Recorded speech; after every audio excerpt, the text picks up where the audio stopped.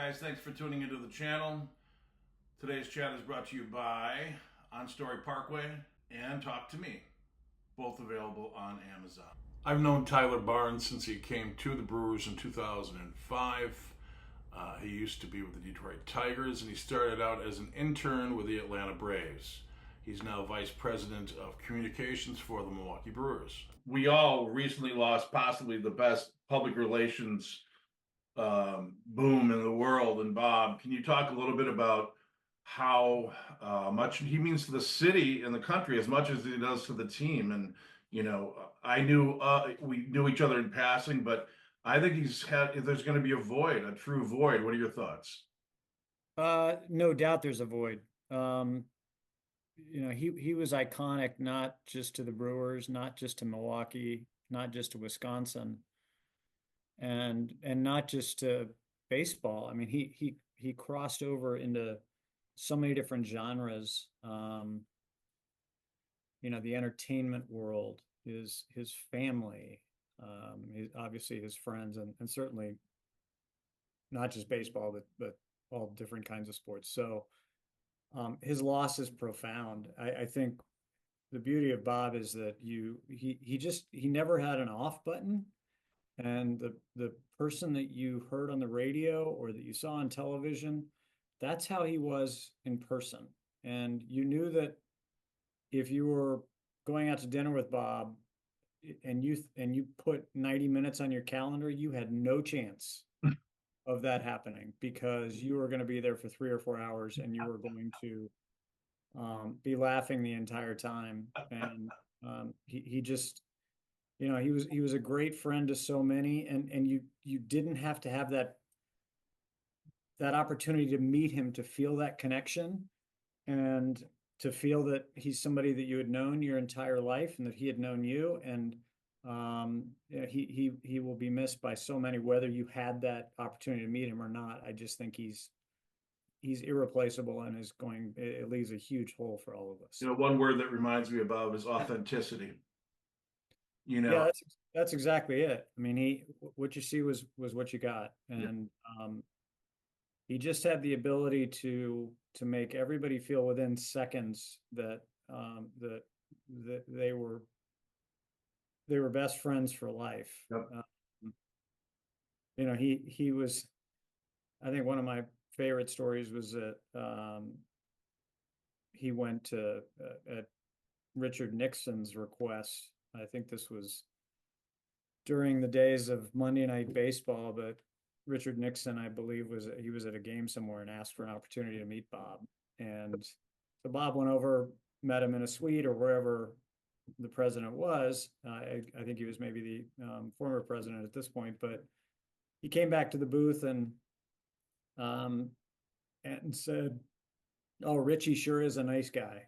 And that's Bob. I mean, he's the only person in the world that could get away with coming up with a nickname for a president. And then the nickname, I can guarantee you that's something that the former president would have really cherished. I think that was one thing that Bob was just terrific at. Whenever he met someone, you were never your first name to him anymore. He created a nickname for you. Oh yeah. And that stuck. Sammy comes to mind with Kent, Sammy, and yeah. It's just, and we call each other by each other's nicknames. We call Sammy Sammy. That these things just stick, and there's what do you call you? He called me Barnesy, which I mean, it's not that. That's a baseball thing, yeah. Yeah, he's the first and only person in my life that's called me that, other than some of the other broadcast guys. Now they heard you doing it, so I wear that as a badge of pride. Sure. I think that, in the encounters I've had with him, he was always very kind. And like you said, you knew who you were dealing with. It's a Midwestern thing. You knew exactly who you had, and you never had to really question it. Just one more question. We grew up in the same era roughly. And I often thought about sitting in the bleachers in County Stadium about, 7:38 with the in-between innings. There was such a I don't want to be corny, but like some kind of pastoral, beautiful scene sitting there with the sun setting, and towards the cacophony of today, with all the how do we work that in our minds? Could you ever foreseen that looking at the grass in between innings to all the stuff we have going around us now? I certainly couldn't have envisioned it, but then again, I didn't envision us to be able to do this. I thought this was a space age technology, but you know what I'm getting at, that Sure. I mean, we're dealing with apples and oranges now, and the same way in basketball, the same way in any sport. But I harken back with nostalgia to a lot of that, and I think a lot of us boomers do. And how do you did you see it coming of that it would to this grand scale be such a high tech world?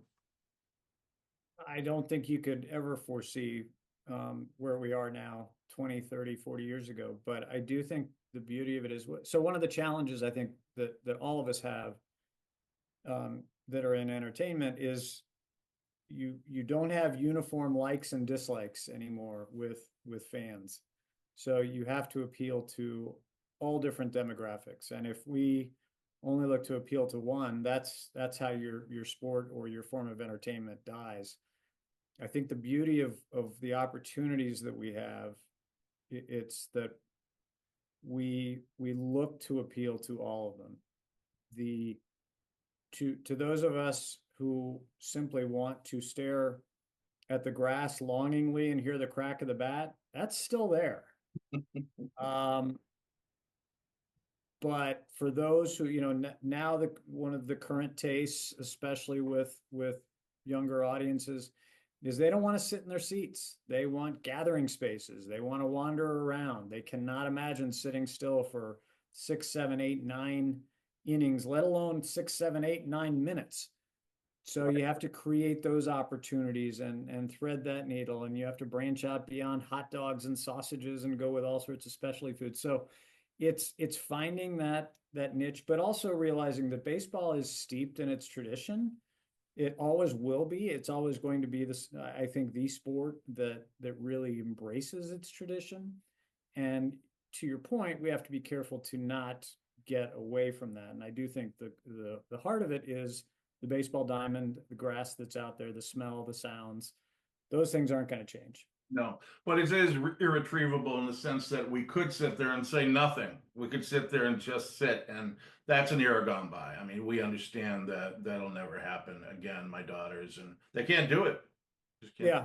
Yeah, it's just it's the way the world has changed. But I do think that, the pace of the game is still languid enough that even with the measures to speed up the game, it's still a game where there is plenty of time to think, gather your thoughts. To those who really want a slower pace, it's there. And it's an opportunity to sort of just recharge while still being entertained. So there's still room for me to come out to the games. There's still time for the old man. You got it. Yep. I want to keep it short, Tyler, because I want to do it some other time if it's some breaking news or something. Maybe Sure.